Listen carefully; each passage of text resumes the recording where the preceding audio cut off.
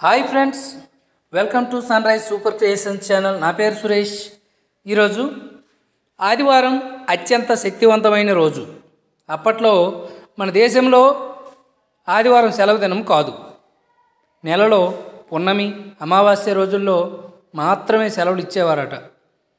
ఇదే తరువాత రోజుల్లో నానుడయింది. అమావాస్యకో పున్నంకో అంటాం కదా. ఇకపోతే నేడు మనం సెలవు దినంగా భావించే ఆదివారం ఆంగ్లేయుల కాలం నుండి మొదలైంది. ఆదివారం మనకు చాలా శక్తివంతమైన దినం.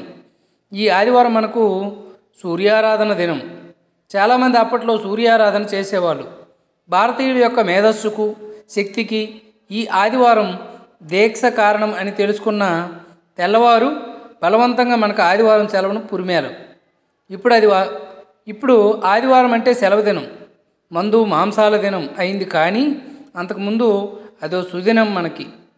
అప్పట్లో ఉన్న వృత్తి విద్యల్లో ఉన్న వాళ్ళకి సెలవులు అంటూ ప్రత్యేకంగా ఏమీ ఉండేవి కాదు.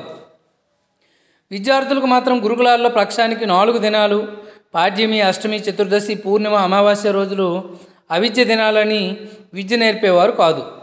మన వాల్మీకి రామాయణంలో అశోకవనంలో ఉన్న సీతమ్మను ప్రతిపత్ పాఠశిలస్య విద్యవే తనుతాంగత అని వర్ణించాడు మహర్షి.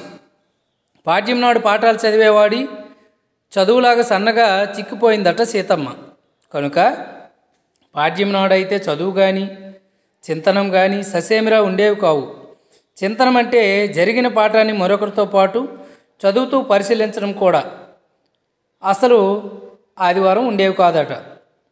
ఆదివారం నాడు విధిగా సూర్య ఉపాసన చేసేవారు. మనకు ప్రపంచంలో ఉన్న ఇతర నాగరికతలో కూడా సూర్యారాధన ఉన్న విషయం తెలిసిందే. మన నుండే ఈ సూర్యారాధన ఇతర దేశాలకు వెళ్ళిపోయింది.